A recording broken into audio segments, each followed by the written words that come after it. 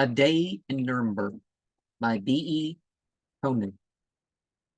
The hangman bound the woman who was pregnant and placed her on the rack. Then he racked her till her heart would fain break, but had no compassion. When she did not confess, the torture was repeated.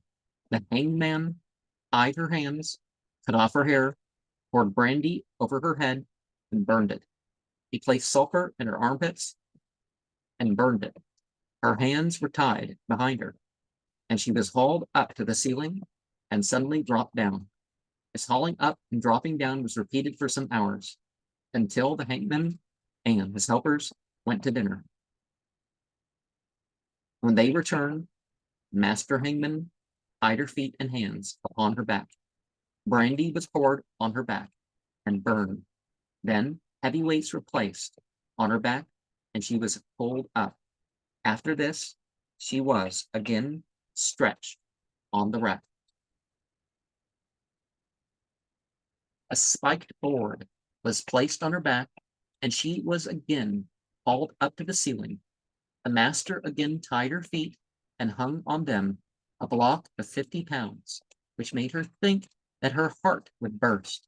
This proved insufficient. Therefore, master untied her feet and fixed her legs in a vice, tightening the jaws until the blood oozed out at the toes. Nor was this sufficient. Therefore, she was stretched and pinched again in various ways. Now, the hangman of Dreisgacker began the third grade of torture.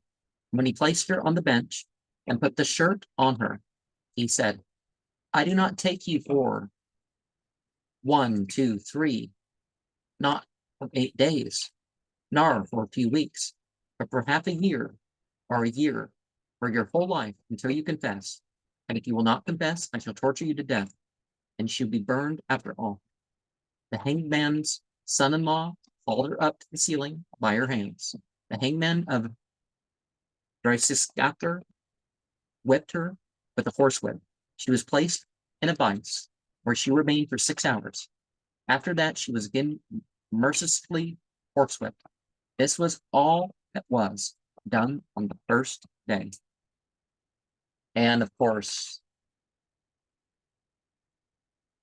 we think about which side we might take when we see that this is what one side is doing. No evidence, yet they punish.